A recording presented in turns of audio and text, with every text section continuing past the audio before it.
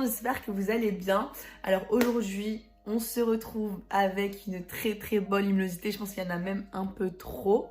Je sais pas, vous me direz. Alors du coup là, j'ai acheté une ring light enfin, mais je sais pas si c'est mieux. Il y a plusieurs couleurs. Franchement, c'est grave bien. Là, c'est trop. Je trouve là, c'est trop. L'ambiance, elle est trop bleue. Elle est trop pas assez. Elle est pas conviviale. C'est trop une ambiance froide. Là, c'est bien, mais c'est un peu trop blanc. Et je trouve que là, c'est parfait. Genre, c'est un peu cosy. Vous me direz si c'est mieux sans cette lumière ou avec cette lumière. Trêve de choses inutiles. Sérieusement, on va parler de vrais sujets. Enfin, dans des sujets un peu... Là, aujourd'hui, ça va être le sujet de... Bon, vous l'avez vu, la confiance en soi. Mais en tout cas, la confiance en soi, je voulais vraiment en parler déjà à travers ma chaîne. Et parce que surtout, ceux qui me connaissent, ils savent que de base, genre vraiment avant... Il faut savoir qu'en primaire, moi, et même maternelle, primaire, collège... Bon, collège, ça allait un peu mieux, mais on était toujours dans le même thème. En primaire, en fait, j'étais vraiment le type de personne à être vraiment renfermée sur elle-même. Quand je vous dis, j'étais vraiment introvertie. J'osais pas aller vers les gens.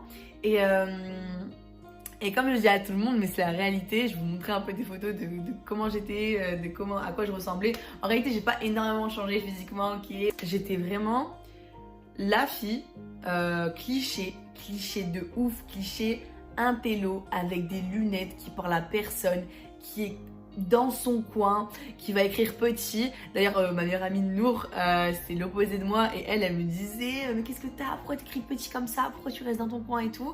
Mais en fait, c'est vraiment que j'arrivais pas à aller vers les autres et j'avais ce genre de blocage où j'avais peur entre guillemets de parler aux gens. Quand j'étais petite, ça allait en soi, je savais communiquer, c'était pas non plus le cas extrême, mais je savais que j'arrivais pas à être juste à l'aise comme ça, socialement en fait, avec du monde autour. Et il faut savoir qu'on grandit, on rencontre des personnes, on s'ouvre, surtout l'entourage qui joue beaucoup. Si votre entourage il vous soutient, il vous juge pas et que c'est des personnes qui s'en foutent en fait du regard des gens, au final vous allez leur ressembler et c'est ça qui est important aussi. Ensuite ça a été le collège, donc on commence un peu à se découvrir, à s'ouvrir, à découvrir les personnes. Ça va, même si j'avais toujours un problème de confiance en moi, j'étais toujours timide, etc. Mais ça allait. Au lycée, c'est différent. Parce que t'as conscience de toi, tu vois, tu sais que en réalité, t'es pas non plus, même si t'es timide, en vérité, avec ta famille, avec tes amis, tout ça, ça va. Mais il y a un autre aspect qui rentre en jeu, c'est genre le regard des autres. Même si on peut tous dire, moi, je m'en fous des gens, je m'en fous de comment on me voit, je m'en fous de... Il y a toujours une petite part. Faut pas se mentir à soi-même. Normal, c'est humain. Mais des fois, c'est plus accentué que d'autres. Et en fait, tant qu'on continue à rester nous-mêmes, c'est bon. Mais si on n'arrive pas à être 100% soi-même autour des autres, même des personnes qu'on ne connaît pas, c'est pas normal. Parce qu'au final, ces personnes, on va les voir une période de notre vie. Et après, on va les oublier et on va même pas s'en rendre compte. Et au final, on sera rendu mal pour des personnes qui vraiment s'en foutent de nous. Mais où ça l'est pas du tout. Collège, je commence à grandir. Lycée, voilà, le regard des gens qui rentrent en compte. Et c'est à partir du lycée en réalité que j'ai commencé à lire. Ça avait rien à voir du tout. J'avais commencé à lire et comme certains d'entre vous le savent peut-être, j'ai commencé à découvrir le monde de l'investissement, de l'entrepreneuriat, etc. Et à travers ça, en fait, j'ai découvert le développement personnel. Et le développement personnel, faut savoir qu'il y a beaucoup de blabla, il y a beaucoup de choses de mots qui reviennent, de mindset. Mais en fait, en découvrant ça, j'ai fait ma liste. En fait, j'ai commencé à faire une chose qui est toute bête, mais qu'on fait pas. Genre vraiment qu'on fait pas, et je vous conseille de le faire.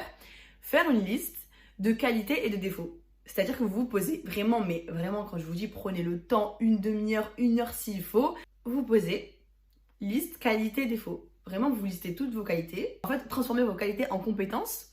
Et vos défauts, c'est pas forcément négatif. Ne vous blâmez pas quand vous mettez vos défauts à vous dire ouais, je suis, je sais pas, je suis pas patiente, je suis pas, ok, c'est pas bien, ok, mais tu peux trouver un moyen de l'être. Je suis de retard ou bien des fois je parle mal ou des trucs comme ça, et ben juste notez-les sans vous blâmer, sans jugement, sans vous dire pourquoi je suis comme ça, je devrais être comme ça. Écrivez-le, juste le mettre sur papier, ça va vous faire du bien.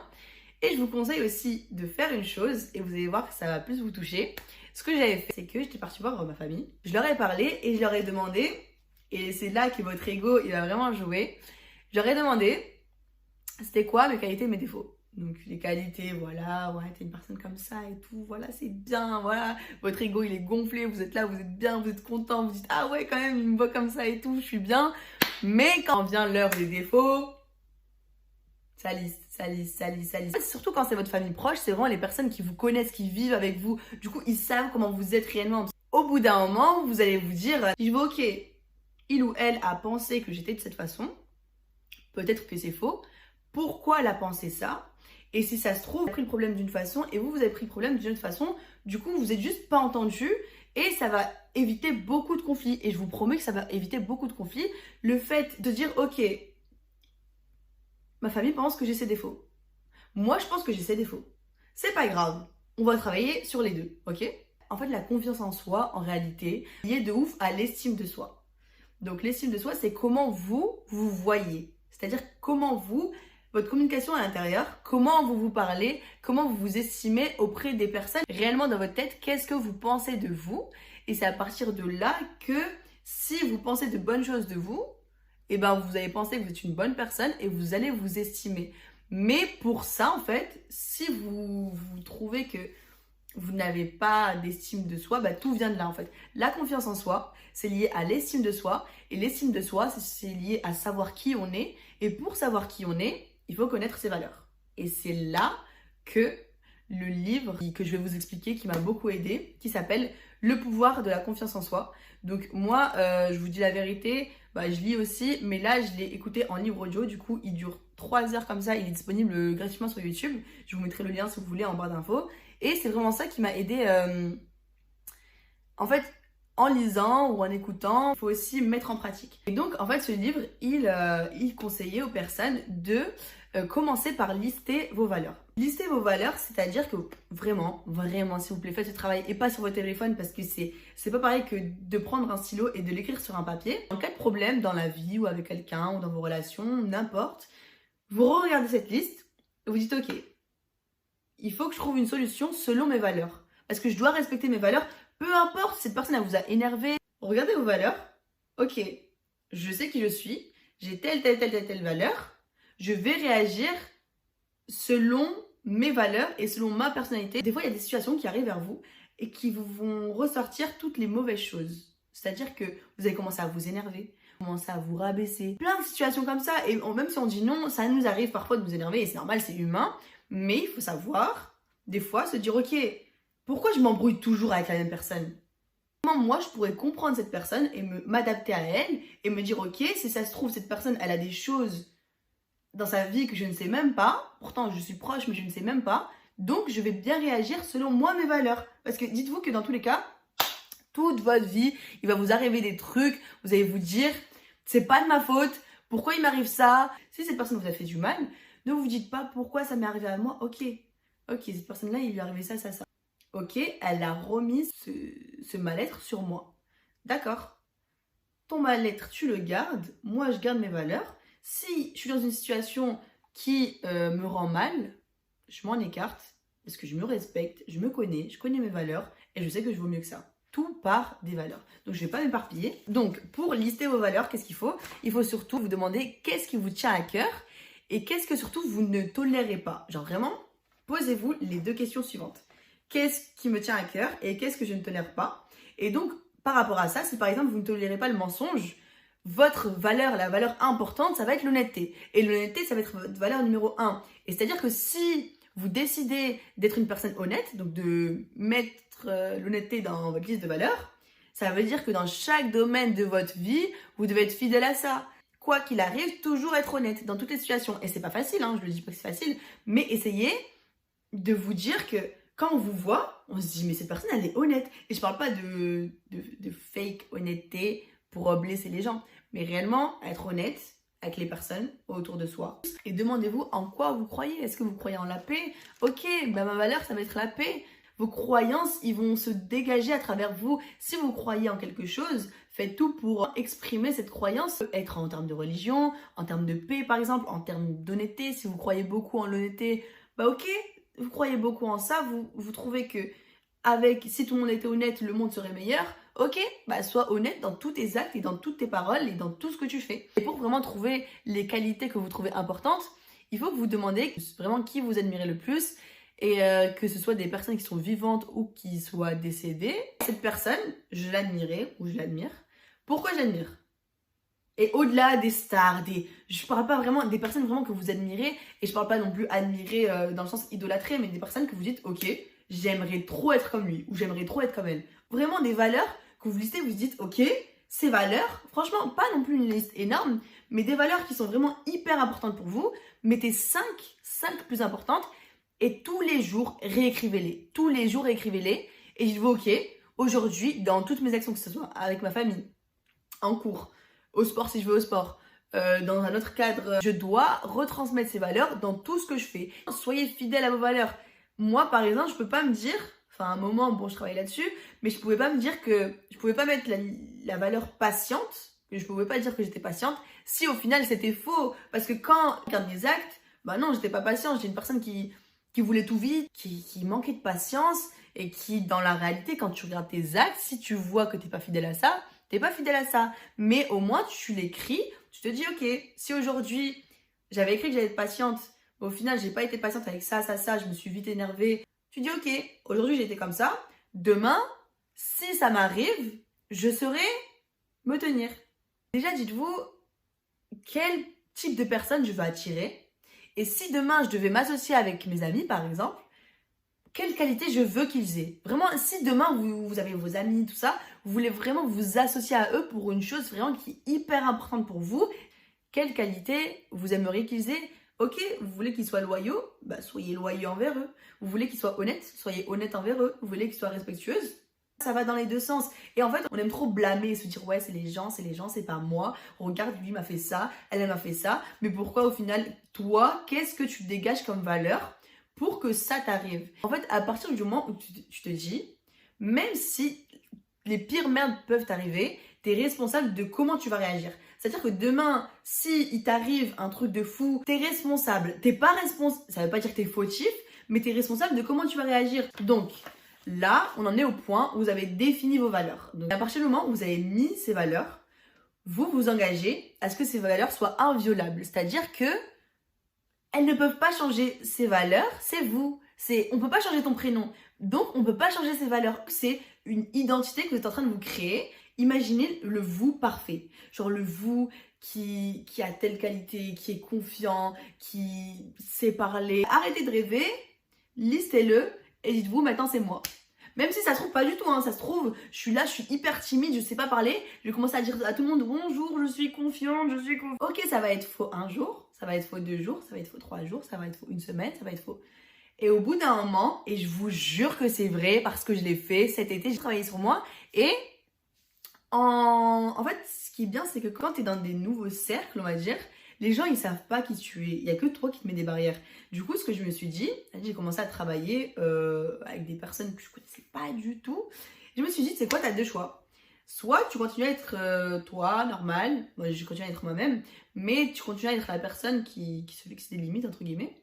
Ou soit je vais entre guillemets jouer un rôle et me dire, franchement, cet été était un rôle de meuf hyper confiante. C'est bizarre, hein, mais vraiment, j'allais et dans ma tête, je me disais, vas-y, joue le rôle de la fille hyper confiante, vraiment, qui en a rien à foutre. Je suis désolée, mais qui en a rien à faire du regard des gens. Au fond, moi, je suis une personne qui faisait attention à ça. Et je me suis dit, vas-y, c'est quoi? T'as confiance en toi. Et après, je me suis rendu compte, à la fin, je jouais même plus de rôle. Parce qu'en fait, c'était juste moi. Ouais, c'était juste moi qui était en train d'adhérer à mes valeurs, qui était juste confiante. Et au bout d'un moment, je me disais, genre, c'est toi. Genre, t'es confiante, pourquoi tu serais pas confiante même? Enfin, je comprends pas, genre, pourquoi tu... Honnêtement, je me posais la question, je me disais, c'est moi maintenant. En fait, maintenant, c'est devenu moi. C'est devenu une partie intégrante de moi. Et c'est juste ça, faire un travail sur soi-même. Un truc bien aujourd'hui, je liste mes valeurs. Demain, je les réécris tous les jours. Réécris tes 5 valeurs. Et dis-toi, est-ce que là, ce que je fais, c'est en cohérence avec ce que je pense? Et je vois, ok, est-ce que là, ce que je suis en train de faire, c'est productif? Ou est-ce que je suis en train d'aller contre moi-même? Ok, je vais contre moi-même. Ok, dites-vous juste que plus vos valeurs, elles vont être inchangeables, inviolables et que personne ne pourra les changer, on va dire. Et que même si vous arrivez devant n'importe quel type de personne, vous allez toujours respecter vos valeurs.